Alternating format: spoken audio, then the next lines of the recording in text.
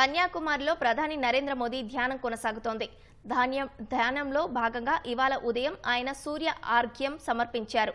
అనంతరం ధ్యాన మండపం ప్రాంగణంలో జపం చేస్తూ అడుగులో అడుగేశారు. మళ్లీ తర్వాత ధ్యాన మండపానికి చేరుకొని ధ్యానంలో నిమగ్నమయ్యారు.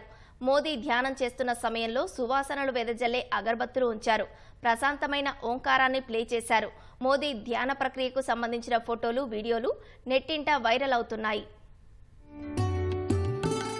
131 ఏళ్ల క్రితం స్వామి వివేకానంద ధ్యానం చేసిన ప్రదేశంలోనే ప్రధాని మోదీ 45 గంటల సుదీర్ఘ ధ్యాన ప్రక్రియ చేపట్టారు. గురువారం రాత్రి మొదలైన ఈ ధ్యానం రేపు సాయంత్రం వరకు కొనసాగనుంది. ఈ సమయంలో ప్రధాని మౌనంగా ఉంటారు. ప్రధాని మోదీ కాషాయ దుస్తులు ధరించి ధ్యానం చేస్తున్న దృశ్యాలను భారతీయ జనతా పార్టీ ఎక్స్ ద్వారా ప్రజలతో పంచుకుంది. ధ్యాన ప్రక్రియలో భాగంగా ఇవాళ సూర్యోదయాన భాస్కరుడికి నీటితో అర్ఘ్యం సమర్పించారు. అనంతరం ముకుళిత హస్తాలతో సూర్య నమస్కారం చేశారు. వివేకానంద స్మారక ప్రాంగణంలో ప్రధాని మోదీ కలియదిరిగారు. చేతిలో జపమాల పట్టుకుని జపం చేసుకుంటూ అడుగులు వేశారు. ఆ ఫోటోలు విశేషంగా ఆకర్షిస్తున్నాయి. ప్రధాని మోదీ ఆ తర్వాత మళ్లీ ధ్యాన మండపంలో కూర్చొని ధ్యానంలో నిమగ్నమయ్యారు. మెడిటేషన్ సమయంలో ప్రధాని మోదీ కేవలం ద్రవాహారం మాత్రమే తీసుకుంటారు. గురువారం రాత్రి నుంచి ప్రారంభించిన ధ్యానం జూన్ 1వ తేదీ సాయంత్రం ముగుస్తుంది. అప్పటి వరకు కొబ్బరి నీళ్లు, ద్రాక్షరసం మాత్రమే తీసుకుంటారు.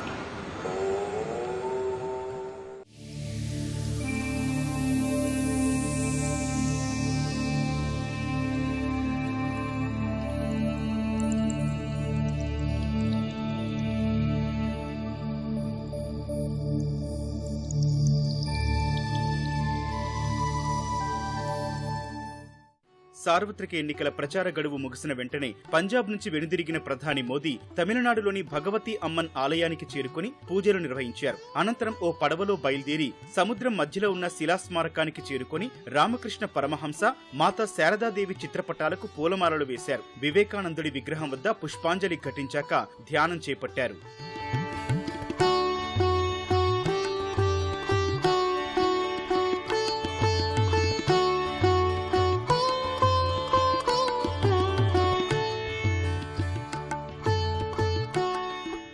ప్రధాని మోదీ లోక్సభ ఎన్నికలు ముగిసిన తర్వాత ఆధ్యాత్మిక పర్యటనలకు శ్రీకారం చుట్టడం 2014 నుంచి మొదలైంది. ఎన్నికల ప్రచారంలో భాగంగా 2 నెలలు ఊపిరి సలపని షెడ్యూల్తో అలసిపోయిన ఆయన ధ్యానం చేయటం ద్వారా ఉపశమనం పొందుతుంటారు. 2014 ఎన్నికల అనంతరం తొలిసారి శివాజీకి చెందిన ప్రతాప్గఢ్ కోటలో గడిపారు. 2019 ఎన్నికల తర్వాత కేదార్నాథ్ ఆలయ గుహల్లో ధ్యానం చేశారు. ఇప్పుడు కన్యాకుమారిలోని స్వామి వివేకానంద శిలాస్మారకం వద్ద ధ్యానం చేపట్టారు.